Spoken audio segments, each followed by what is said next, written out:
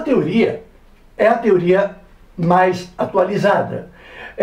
Para explicar as moléculas que nós não vemos, nós aceitamos os que pensam, e pensam muito a respeito, leem demais, fazem pesquisas, nos sugerem. E a coisa é nova. Para mim, ao menos, é nova. Eu só vi essa teoria no meu mestrado na Universidade do Estado do Rio de Janeiro, na UERJ. A teoria dos orbitais moleculares ligantes e antiligantes. Primeiramente, ao que os livros nos dizem. Os orbitais moleculares se espalham por toda a molécula. Óbvio, óbvio. O que aconteceu com o elétron que estava no orbital atômico? O que aconteceu com o elétron no orbital atômico? Eles formam um orbital molecular que se espalha na molécula inteira. Os elétrons do orbital molecular agora é propriedade da molécula. Por isso a gente chama ligação covalente ou molécula. Molécula é uma família, é um grude geral. Muito bem. Dois orbitais atômicos produzirão dois orbitais moleculares. Como se explica esta novidade? Esta novidade, e quais são os dois orbitais moleculares? Um orbital ligante e um orbital antiligante. O que é isso? Para isto ser entendido, peço que vocês vejam uma frase que a gente já falou. Quando falávamos sobre o princípio de Heisenberg, que é impossível saber a posição e a velocidade do elétron ao mesmo tempo. É o princípio da incerteza. A consequência foi o conceito de orbital. Orbital é aquela região em torno do núcleo onde há a probabilidade de achar o elétron. O elétron não é um carrinho de autorama que vai andar nessa pista. O elétron está numa onda em torno do núcleo. E onda, meu amigo, se os orbitais são ondas de elétron, vamos dar uma paradinha e vamos imaginar esta situação. Eu estou imaginando quais são as possibilidades de interferência de ondas. Admitamos que esta onda longitudinal seja o orbital atômico do átomo da esquerda. E esta onda preta, longitudinal também, seja a onda do elétron do átomo da direita. Quais são as possíveis interferências? As interferências que nos interessam. Quais são as interferências que nós queremos? Existe a interferência construtiva, que é quando essas ondas longitudinais somam duas elevações. Tu conhece pela física perfeitamente os valores. Nós temos a direção de propagação, nós temos o comprimento unitário de onda, que se chama lambda, nós temos a frequência, mas não quero falar disso. Eu só quero dizer o seguinte: quando esta onda que está com esta elevação encontrar-se com esta onda, coincidentemente, ao mesmo tempo, o que vai acontecer? Vai haver uma soma e a onda terá naquele local uma construção, uma soma de duas elevações, forma o orbital molecular ligante, com maior probabilidade de serem encontrados elétrons. Então, quando os orbitais se aproximam, podem se aproximar construtivamente. Aí a chance de encontrar o par é muito maior. E, voltando ao caso da interferência de ondas, pode haver uma situação destrutiva. E quando seria a destrutiva? Quando, em função da direção de propagação, eu analisar, aqui seria apenas elevação para cima, né? Se eu analisar esta onda no ponto em que está numa depressão, se eu analisar a onda no ponto em que está uma depressão, somando esta depressão do primeiro orbital atômico com a depressão do segundo orbital atômico, para onde que isso vai? Vai lá para baixo, certo? Será uma construção negativa, que nós não utilizamos na nossa teoria.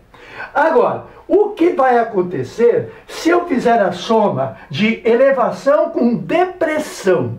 Se eu analisar esta elevação com esta depressão, se houver, e claro que vai haver, porque as ondas não são estáticas, muito pelo contrário, se houver a soma de uma elevação com uma depressão, o que nós vamos ter? Nós vamos ter o orbital antiligante, com menor probabilidade de haver elétron. Os orbitais antiligantes corresponderão à soma das ondas transversais destrutivas, que dá o zero, aonde será zero a probabilidade de haver elétron. Esse é o pensamento nessa teoria dos orbitais. Ou as ondas se somam, dá ligação, ou as ondas não se somam, muito pelo contrário, se anulam, aí não temos ligação. E o que favorece? Favorece a repulsão dos núcleos. Os núcleos não são positivos, eles não se gostam, eles já estão se repelindo. E se os elétrons não colaboram, aí não tem ligação mesmo. Então, o que é um orbital ligante? Um orbital ligante é a consequência, no caso da interferência de onda, de uma interferência construtiva das ondas, que são os orbitais. Os orbitais somando positivamente vai dar um orbital ligante. Se os orbitais com suas ondas se anularem, nós não teremos ligação. Por isso que os dois orbitais atômicos me darão dois orbitais moleculares. Bom, então vamos para um caso bem concreto, já direto. São 4 exemplos. O primeiro deles, o hidrogênio. O hidrogênio, ele tem um elétron no seu orbital atômico. Aqui está o orbital atômico do hidrogênio. O segundo hidrogênio está aqui. Não preciso escrever H, que você já sabe. Então eu tenho o hidrogênio que vai se ligar com esse hidrogênio. O fato de serem os dois para cima não interessa mais. Nós sabemos que para cima ou para baixo não é o importante.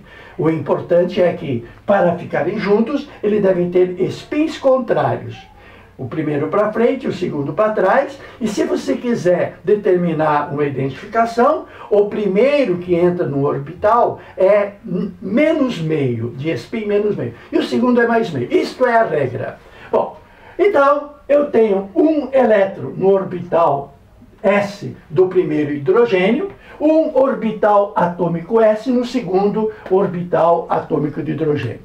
Esses dois orbitais atômicos me darão dois orbitais ligantes. O orbital ligante e o orbital antiligante. Vejam um detalhe muito importante. Qual é? O orbital ligante, ele está com energia um pouco abaixo. O que é ter menor energia? Estabilidade. Quanto mais alta a situação energética, mais chance de se desfazer. O tombo será maior quanto mais alta estiver a pessoa. A estabilidade está na baixa energia. Se esse orbital é que vai fazer a molécula, esse orbital ligante estará energeticamente mais abaixo. E o orbital que não vai fazer molécula, o orbital antiligante, estará acima, com energia mais alta. Com um detalhe, a diminuição da energia no orbital ligante é menor do que o aumento da energia no orbital antiligante. Está pegando os segredinhos? São fáceis. Os dois orbitais atômicos darão dois orbitais moleculares. Lembrando que em cada orbital cabem 2 elétrons. Bom, o primeiro orbital molecular, assim como aqui, os dois orbitais atômicos me deram um orbital molecular. Aqui, os dois orbitais atômicos me dão 2 orbitais moleculares. Aquele que vai funcionar, que vai dar certo, que vai ligar, e aquele que não vai dar certo.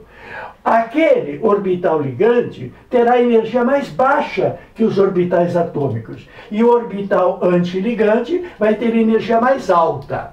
Bom, a composição desses dois elétrons vai me dar, começamos a preencher energia, de acordo com Hund, né? De acordo com Pauling, de acordo com Pauling, de acordo com todo mundo que a gente estudou.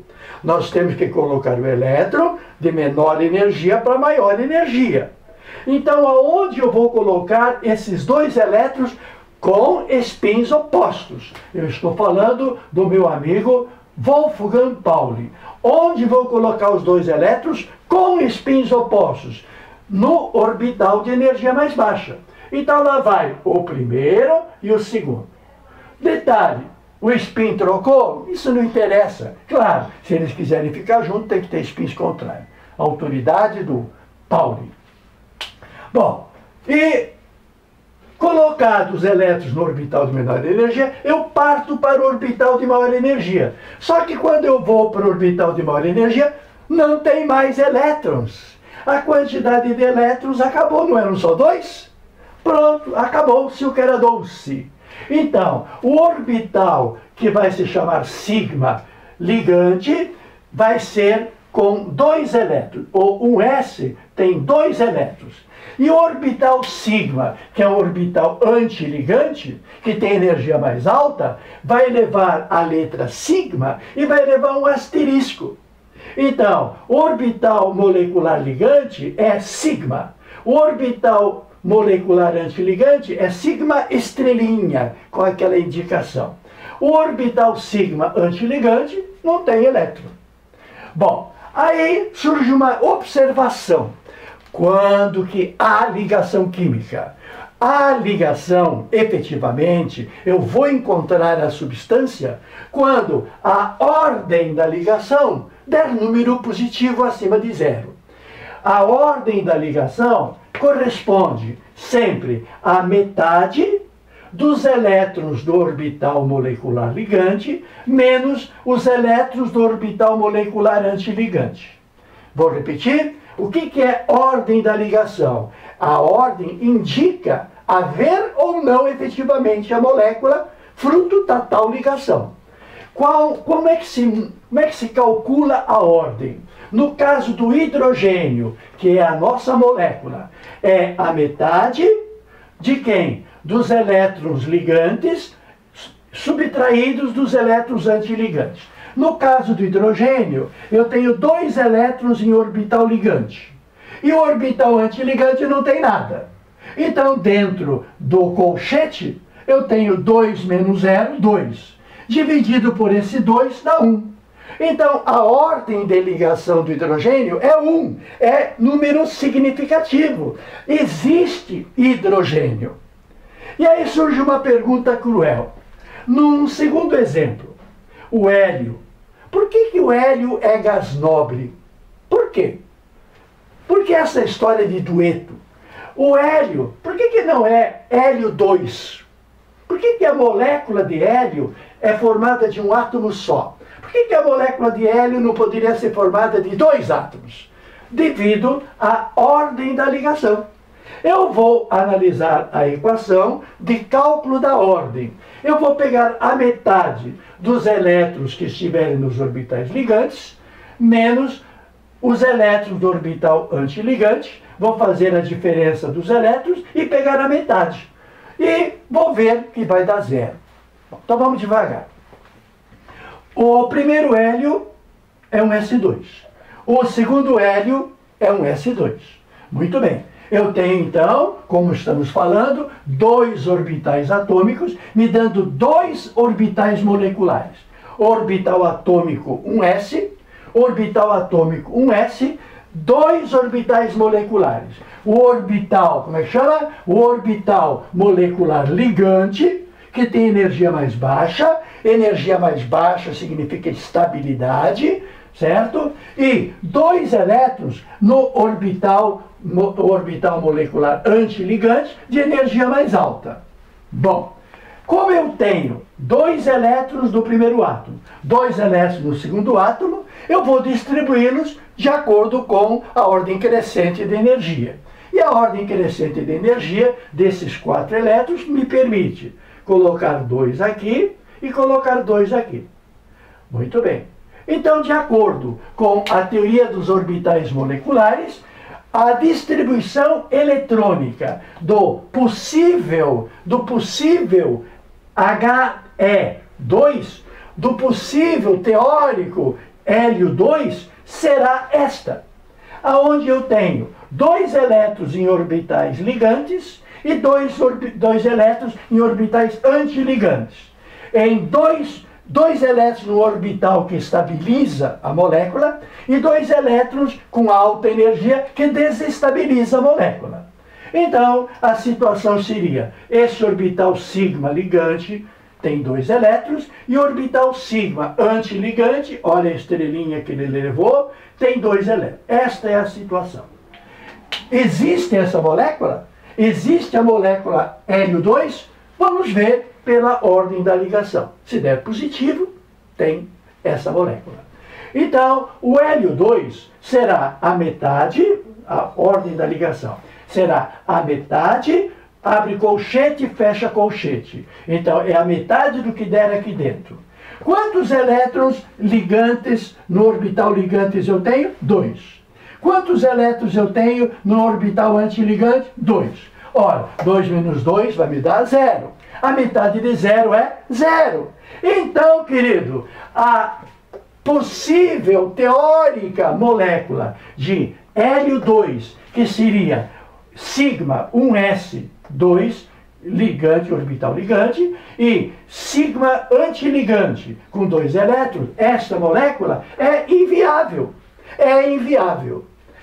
Bom, uma outra explicação, além de ter provado pela ordem. Ordem 0 não existe. Mas tem uma outra forma de visualizar a mesma coisa. Por que é inviável? Porque a diminuição da energia proporcionada pelos elétrons no orbital molecular ligante, quando formou-se o orbital ligante, a energia é menor. De quanto que é menor? De quanto que é menor? A diminuição de energia foi esse delta aqui. Ó. Esse é o delta da diminuição de energia, para estabilizar. A diminuição de energia proporcionada pelos elétrons do orbital molecular ligante é superada pelo aumento de energia proporcionada pelos elétrons no orbital molecular antiligante. Esta diminuição de energia que estabiliza a molécula perde para a desestabilização. Tá certo? Então, os elétrons que estão no orbital ligante estão numa energia baixa, que significa estabilidade. E os elétrons que estão no orbital antiligante estão numa energia alta. O aumento da energia faz com que desestabilize. Então, esses elétrons que desestabilizam não servem, não ajudam a formar a molécula. Temos, então, a possibilidade inviável para hélio 2. Primeiro motivo, porque a ordem de ligação é 0. E segundo motivo, porque a estabilidade é que funciona, que ajuda. A desestabilização não ajuda. Tá certo? Muito bem, é isso aí. Você vai gostar mais quando eu falar agora sobre o nitrogênio e o oxigênio. Aí vai entrar na camada de valência os orbitais atômicos P. Até daqui a pouco.